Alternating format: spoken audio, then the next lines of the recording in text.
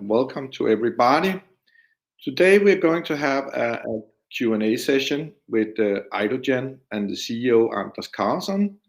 And first of all, I would like to say welcome to Anders and Idogen, and I would also like to welcome the participants today for this 20 minutes session. During the presentation, you're more than welcome to put questions in the chat on your lower right side.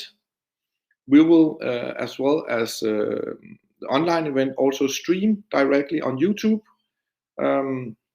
So with that said, we will start the presentation, and Anders, welcome for today's session. Thanks, Klaus, for inviting me for this interview. Thanks a lot. Yeah, and I think we should start off with your Q1 report. And if you could very briefly touch on the figures and especially the funding situation, please. Yeah, I mean, we are in a very exciting moment now within the company. We are moving from being a preclinical into a clinical company. And for sure, that is a very great moment for such a company such as Idogen. Now we get the ability to really start and look into what our innovation potentially can do in patients in a very soon future. If you look back into the Q1, all activities has been related to preparing us and our main project, Ido8, to move into clinic, and that was we are focused about. Just before ending Q4 the past year, we sent in a clinical trial application for our most progressed project, Ido8. We got that approved from the Swedish authorities in end March 18th. We, at the first working day after the New Year celebration, also sent in an application for Norway. That was approved 8th of April. So now we have the outcome of 2 early applications for individual countries to perform the clinical trials. We also have the study centers signed, and we also, in the meantime, have had very important meetings with clinical specialists in hemophilia, also out in Europe. And our decision is also to involve key centers out in Europe in this clinical trial. We think that's very important to get the spread of the knowledge and also the use of such a product that we do have. The discussion has been very positive, and I can share that more later on in this interview when we come to that. But having that said, focus on key projects.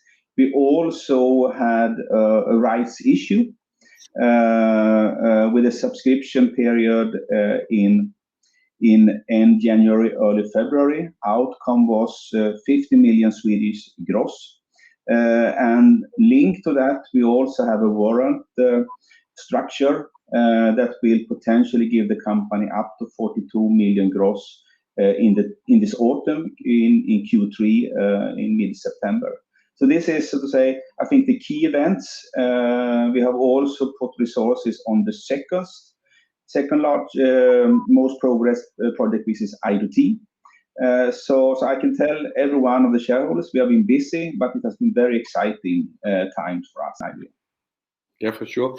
And just to touch upon your rights issue, because you got the 50.4 more or less gross and around 41 million Swedish after net provisions and stuff like that.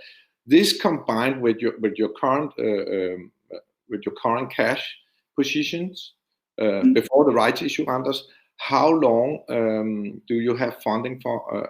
With in mind that you actually mapped out what you're going to use the proceeds from the rights issue to. So for how long can you stay in the game, such as say, before you have to go to the market again? And I know you already have a BTU program connected to the subscription, just the amount.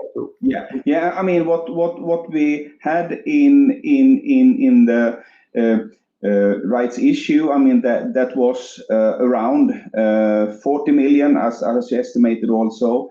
And to that, we added at the time around 10 million cash in our own account. We have a run rate here based on both the IDT, the IDO 8, which is the most expensive project, but also to running the company. So that gives us at the time around 50 million at the time, but we also have the warrant program within the third quarter that will bring us then a very good part into 2023, depending on the outcome of the warrant, for sure. Yeah, for sure. No, that's right. And you also asked how we are allocating the resources. Then slightly more than 50% we estimate to go to the IDO 8 project, around 20% to the IDT, and the rest will then go to keeping the organization, so the maintenance moving forward also. Yeah, thanks a lot. And a little more on your, because you strengthened your organization during the quarter as well, and this is of course, as I read it, a ramp up to IDO 8 and a ramp up in general, because now you enter a different phase in the company's story. You added 3 people. Could you please elaborate a little on these people, because it's quite interesting, I think. Yeah, I mean, what we're looking into, if you focus on the IDO 8 study, Han Yingxi is a hematologist. She comes from Karolinska and has also experience to clinically work with cell therapy to treat patients within oncology. So she has a very strong track record on cell therapy, and also it's also good for the track record to be a hematologist, which is actually the area we're operating in for this clinical trial. I think that's important. In terms of regulatory, it's also important that we add a person to the team with experience also for the regulatory pathway. Rory Graham comes in with a background from CSL Behring a few years ago, where he was head of regulatory.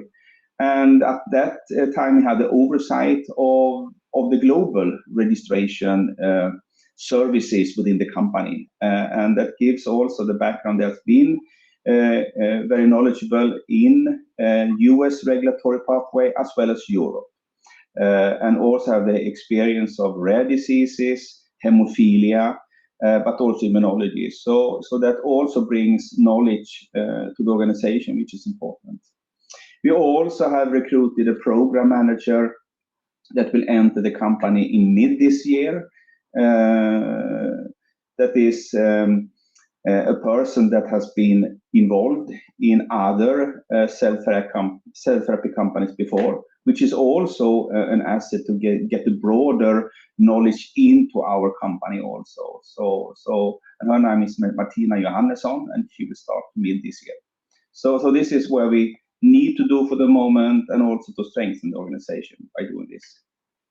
Yeah, because during these last 6-7 months, it's been really busy for you guys and for you especially to prepare for this major event IDO 8 is. And as I remember it, last autumn, you also entered into a very interesting agreement with Radboud, if I express it right, in terms of producing GMP. So one thing is the team. You also need some compounds. You filed applications with the authorities. So it's been really a busy year. So if we should dive into IDO 8, Anders, and I think that is a very interesting topic. Now you got the approval in Norway and Sweden, and it looks like you got really fast track. You applied, and after 3 months, more or less, you have to correct me if I'm not right, you got approval from both places. You also mentioned that you're interested in, of course, apply in more countries.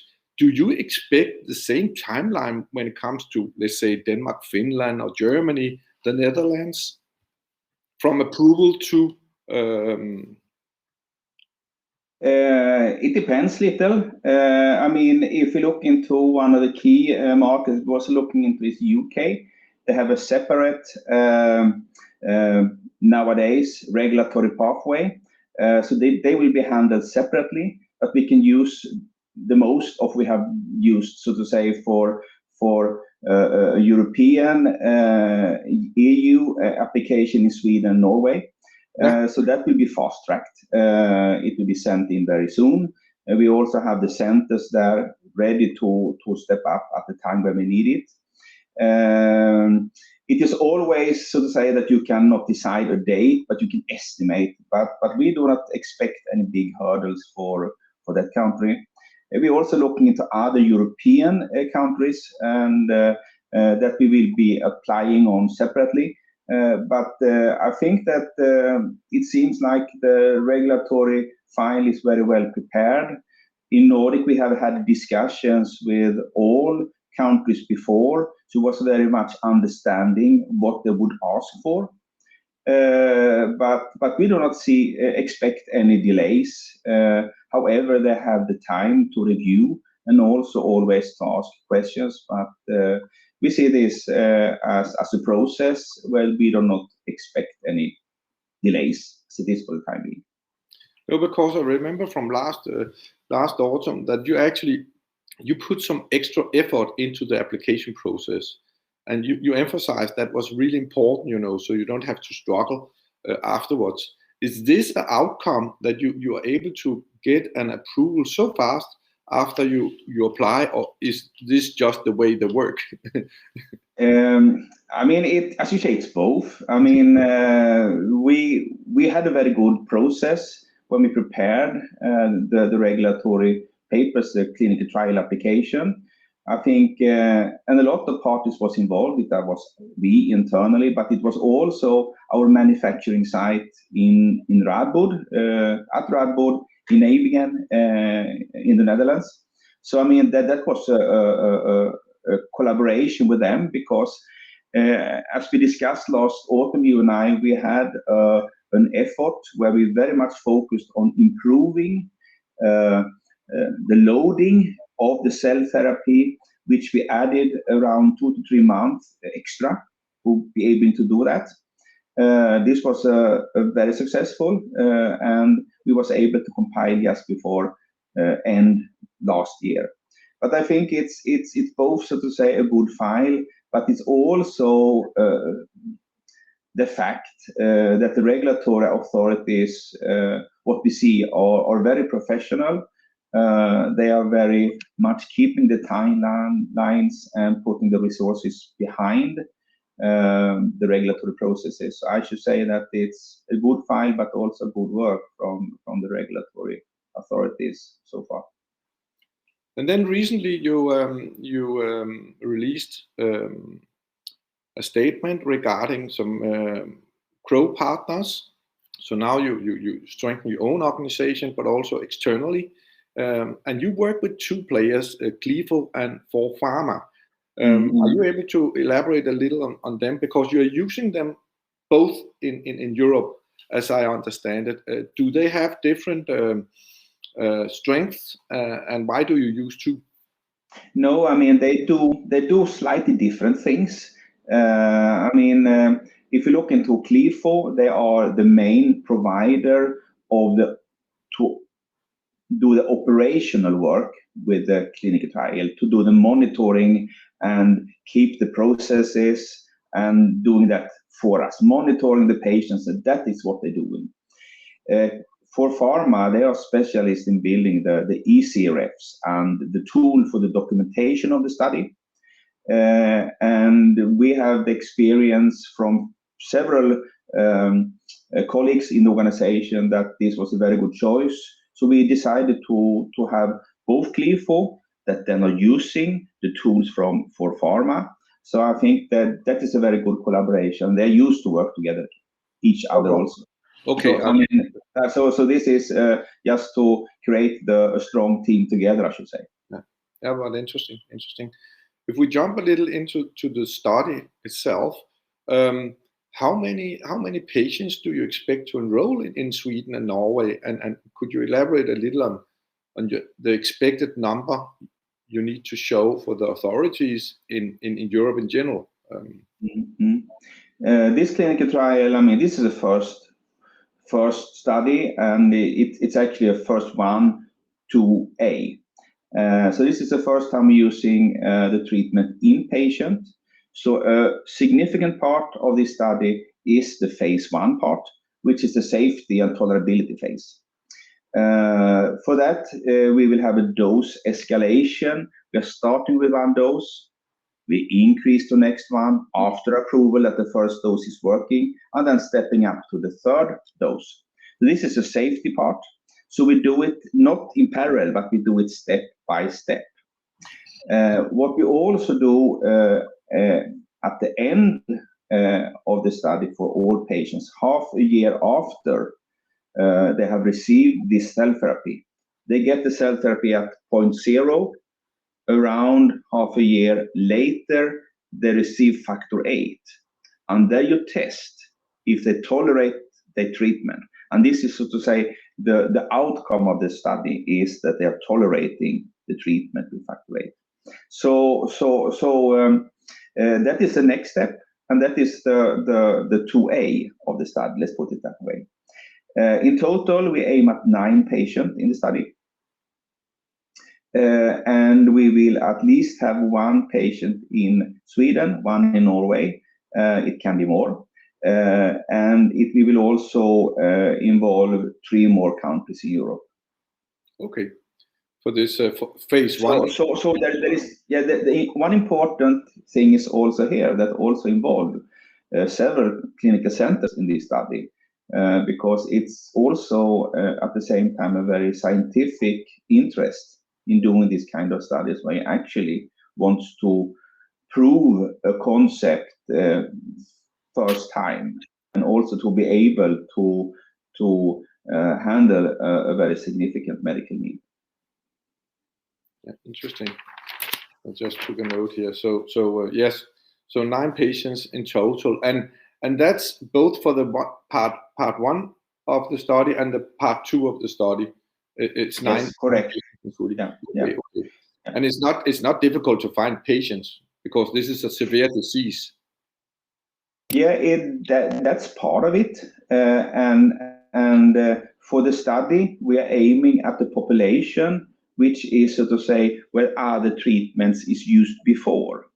So you usually step in at more difficult to find patient in the study than you're aiming at for the clinical use in the future. But that is the normal situation for most companies.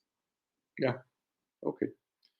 And do you report to the market while you carry out the study, Anders, or do you wait until the end? Is the study blinded, or do you get the results immediately? No, this is an open study. This is a study where all patients receive active treatment. So, and we also need to take a decision after each cohort of each dose before we make a dose escalation.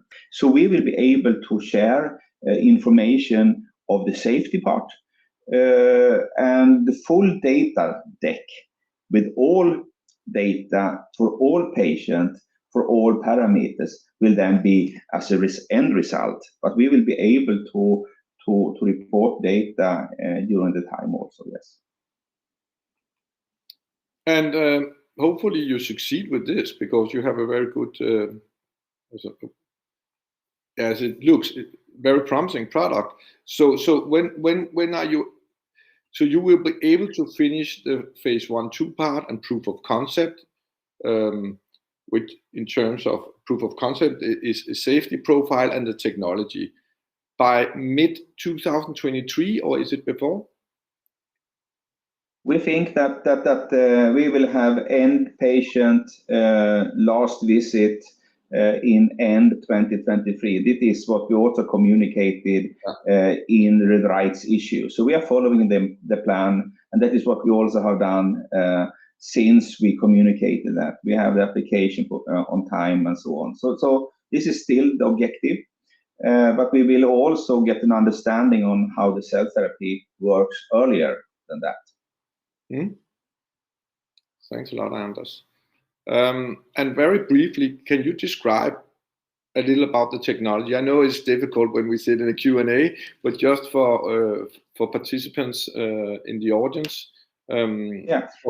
I can give a brief introduction. What our technology does is to stop situations where the immune system react very powerful towards something which is unwanted. It can be when you, for example, get a drug that is, so to say, not used but the body is not used to, and they can see this as something which should not be there. Then the immune system react.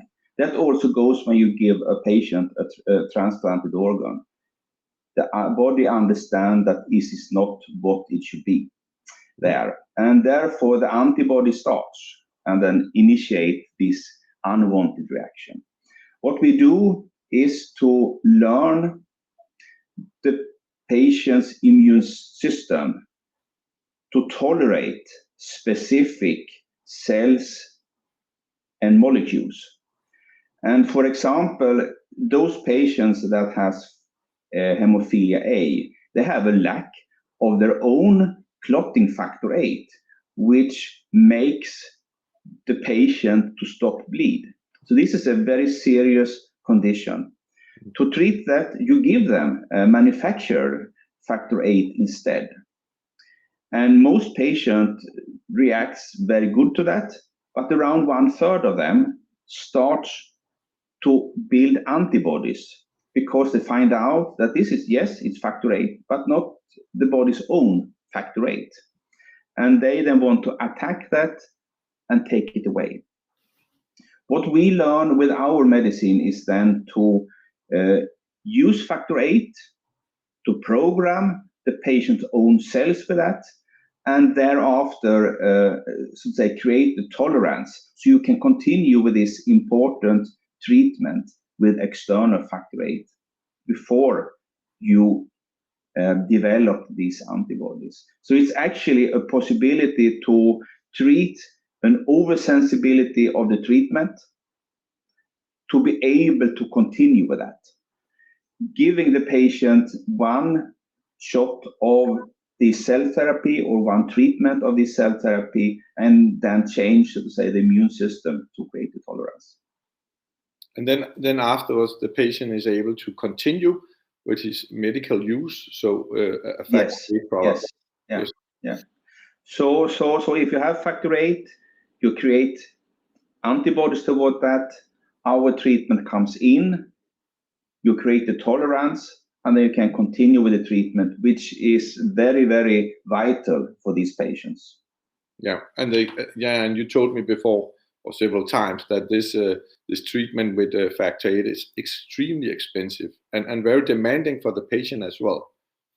Yeah, I mean, but still we should say that this is the drug of choice. This is a recommendation. Factor 8 replacement is the treatment. And if you then can have a tool to continue with that, I think that everyone can conclude that this is very valuable for the patient. The alternative to treatment with factor 8, I mean, that costs 4 times more per year than normal factor 8 treatment. The average price for this is 4.5 million a year, lifelong treatment. And as I said, the treatment with factor 8 is cost less. That's around 1 million per year. But however, to be able to have a very good treatment and to be able to continue with that, despite have developed antibodies with the use of Ido8, our treatment, I think that would be valuable for the patient, but also for the society and for the cost of treatment. Yeah, thanks a lot, Anders. And well, then we can ask the audience if they have any questions, the people who are online for the event.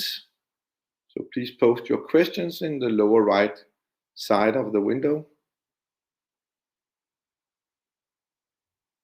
There's no questions right now, Anders. Questions from YouTube we will receive afterwards if there's any questions. But with that said, Anders, I would like to thank you a lot for the presentation today. I would like to thank the audience for listening in to this interesting event with Anders, and we will soon be back with Anders again, hopefully. And all of you have a really nice day. Thanks a lot, Anders, and enjoy your day. Thanks a lot, Klaus, and thanks for inviting me. Yeah, you're Bye-bye. welcome. Bye-bye.